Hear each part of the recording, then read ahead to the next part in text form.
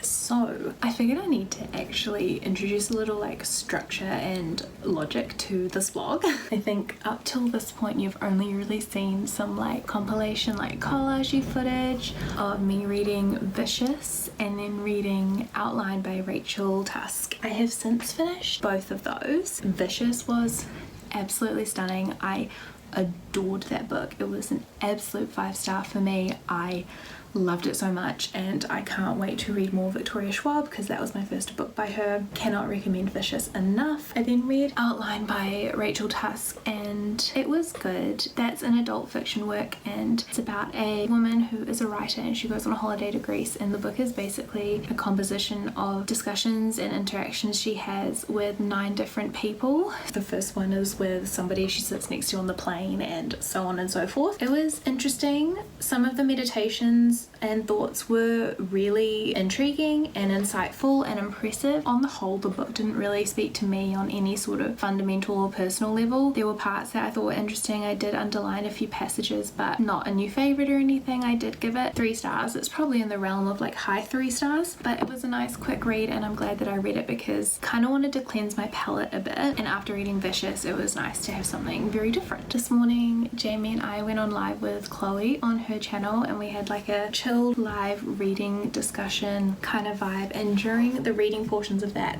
I was reading No Longer Human by Junji Ito, who writes horror manga. I have read Gyo, Uzumaki and Tome. I did that earlier this year and I really enjoyed all of them, but I have to say so far I'm enjoying this the most of all that I've read. So I'm up to page 146. I made a book order recently and I was thinking, I wonder if it has tracking, if I can track it, see where it's at. Opened my computer to do that, clicked on the tracking info and it said it had been delivered, and I was like, what the hell, I haven't heard anyone deliver anything, it's probably gone to the wrong house, like really stressing out. But went downstairs, opened to the front door, this was there. So I have this huge box from Booktopia full of books that I ordered recently, and I thought I would unbox them and do a little impromptu unboxing haul.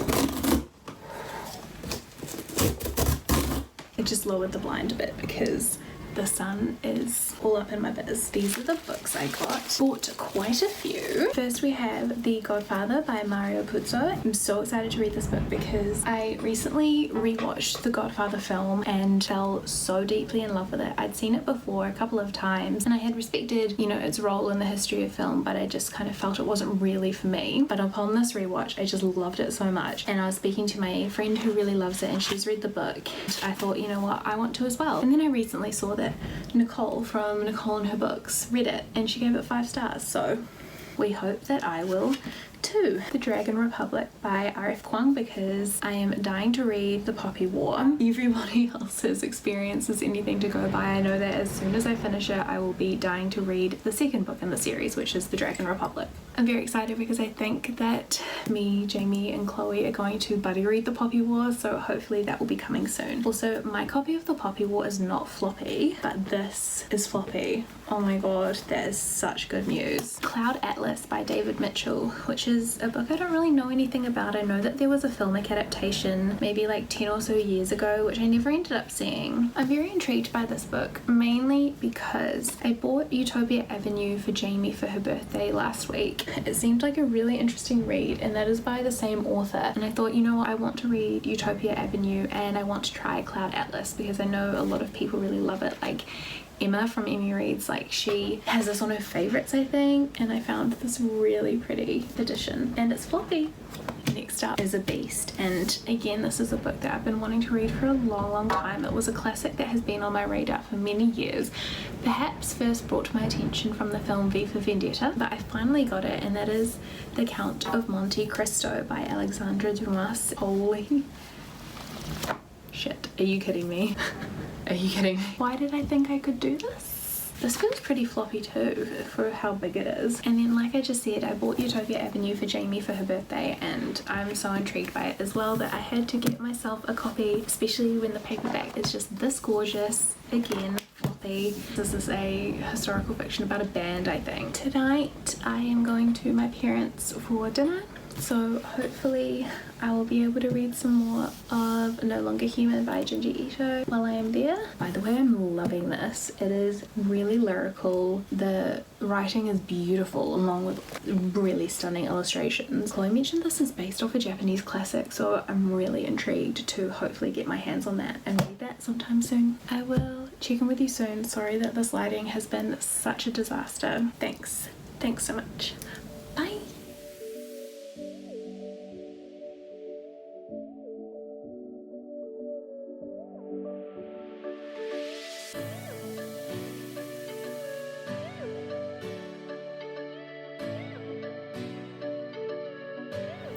Hi. It's a Thursday and both Jaime and I are actually going to go see our parents and stay with our families for a couple of days. We're each going to have a little like staycation, which is nice. Yet again, some more book mail arrived this morning, and I thought I would show you one of the books because it's certainly relevant. I ordered Osamu Dazai's No Longer Human. So this is the novel upon which Junji Ito's No Longer Human horror manga is based, and I ended up loving that manga so much. I gave it 5 stars. It's definitely my favorite Junji Ito that I've read to date, and I just thought it was so fantastic, both the illustration and the story itself. So obviously I wanted to consume the story in its original format, and I found this beautiful matte pink paperback. I started a romance last night, so I'm only like 30 pages in, maybe, yeah. The Wedding Date by Jasmine Guillory. It's fine. I'm kind of only reading it in the hopes that it'll be fun and fast, and maybe there'll be like a bit of smut just as like a palette cleanser, and then I want to get into something gritty this weekend. Yes? Bye. Bye, hun. Bye. Like I was saying, I want to read heavy hitting like adult fiction over the weekend. So books I'm thinking of taking with me are A Little Life, The Heart's Invisible Furies, The Master and Margarita. Yeah. So we'll see where this reading weekend takes me. Good morning. I actually have a fun little task to do this morning. My mum asked me if, since I was here, I could do a bit of like rearranging with the books that are in the study downstairs, because there's just one shelf of them and it's quite like cramped and disorderly at the moment. There's a lot of mix up between like her books and my dad's books, and she wants to kind of have his books downstairs and her books upstairs in this room, which is this huge room that used to be my bedroom. RIP. So I'll show you what's in here at the moment. This is like leftover furniture and a few things from when I lived here. So this is like a Marilyn Monroe collage I made years ago. Photo album. These are 2 books that I've got for my dad as gifts over the past like 5 or so years, and he's read them and now I'm hopefully going to read them. I especially want to read Mindhunter. Here are some of my mum's books. Those are all hers, and then Girl, Woman, Other. This is her copy, which I got her for Christmas. And then Atlas Obscura, again, is a book that I got for my dad as a gift in the past. I think those are all the books on this shelf. Over here we have a few more of my mum's books up here, including The King, Michael Ondaatje. We have the Millennium Trilogy, so that can probably go downstairs, I think. And then we also have these really beautiful classics that are my mum's as well. This is a Thomas Hardy. I mean, how stunning is that? And then this is her original copy of Jane Eyre. Isn't that beautiful? Oh, I absolutely love it. Trying to cut off my mum's name, but look at that, 1982. Wow. My mum's an English teacher, so she also has this in her collection. I wanted to read it, but it was kind of boring. And there's just heaps of other stuff here, so maybe I'll try focus this as like the bookshelf and then put all the trinkets and stuff on here. We'll see. So here is what we're working with downstairs. She's definitely a bit cramped, so let's see how we go. So most of those books were definitely my mum's, because this is what we have for dad's books now. Stunning. So I put some board games and stuff on the bottom shelf and shifted the classic VHS and Walkman player down as well. Also a cute little portable Connect fork, because I thought it kind of fit the retro vibe. And then I have a few like trinkets here that I might use for decorating, and then put some books in there. This is what I'm working with alongside the books already up here, so I think we'll definitely need to disperse the books between the 2 shelves. Also, I found some old bags, and look at how cute this bag is. I remember I had this when I was like 17 and I was obsessed with it. I still am, and I thought I didn't have it anymore. But how annoying that like no phone is gonna fit in this bag. It's so cute though. And another amazing bag I found, my Gatsby tote. I didn't realize I still had this. Stunning. She's definitely coming out of retirement. Okay, I used to love this thing. How fun is this?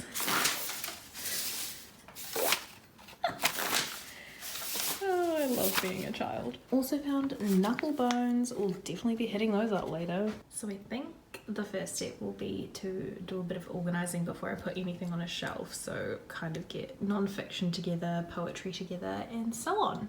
If there's anything you need to know about my mother, this tells you all of it. The fact that she has 2 copies of The Bridges of Madison County, which is one of her favourite books and favourite films. Isn't that so cute? She's queen of owning multiple copies of her favourite book, as she should.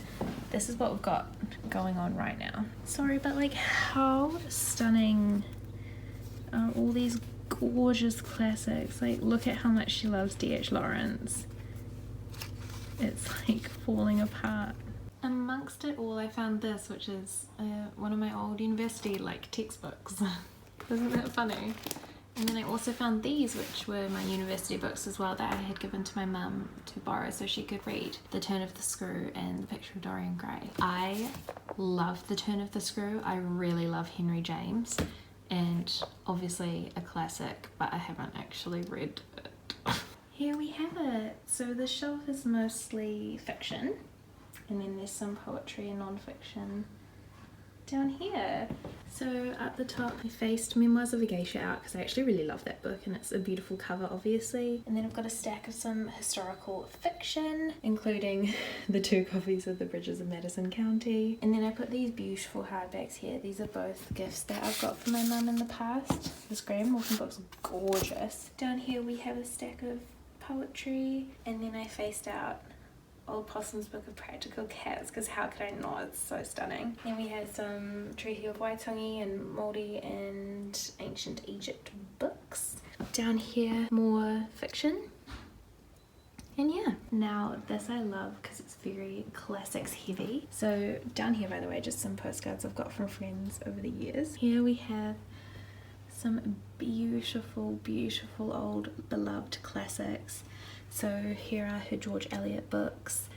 Here's some of her D.H. Lawrence, who alongside Thomas Hardy is her favourite author. I faced out this gorgeous Thomas Hardy book because like how stunning is that? And then we have Tessa the D'Urbervilles, Jane Eyre, some Thomas Hardy adaptations, and of course our girl Catherine Mansfield, a New Zealand author. Then we have the works of Oscar Wilde. I've just put Call Me By Your Name there because the cover is really curved and I want to flatten it out to put on top of the beautiful hardbacks over there. This Oscar Wilde is so pretty. I will show you the cover. Are you kidding me with how stunning that is?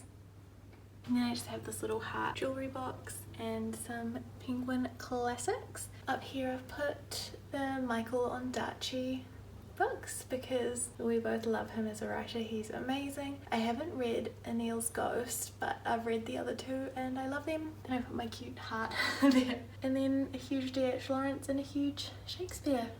So yeah, love that. Hello, it's a Sunday evening now and I think it's been like a week or so since I last vlogged. In terms of reading, I finished reading The Wedding Date. It was fine. It's not like a new favourite romance or like must read romance in my eyes, though I did really like that we had a black main character and that she had a lot of depth to her, and I really loved her job and I loved her and her layers and everything about her character. The male character just like was not worthy of her at all and not very desirable and kind of like possessive and jealous and just like not really a vibe. So I ended up giving it 2 stars. I might even unhaul it because it's not a book I feel particularly strongly about keeping. If you are interested in it, basically the premise is that these 2 people meet in an elevator when they get stuck. The guy is in town to attend a wedding that weekend and he's going solo and he doesn't want to, and he's like, I click with this girl,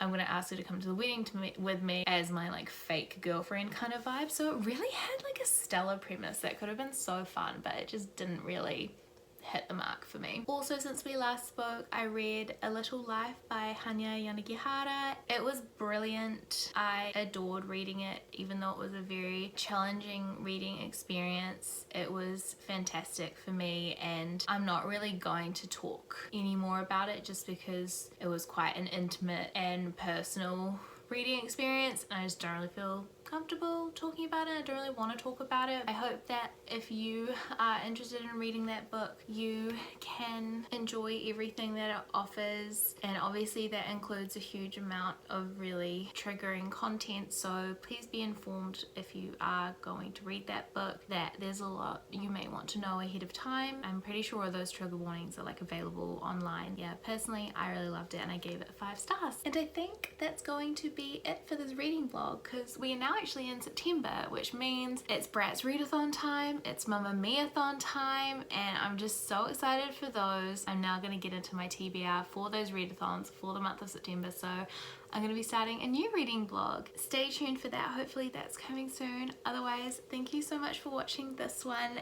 and I will see you in the next one. Bye!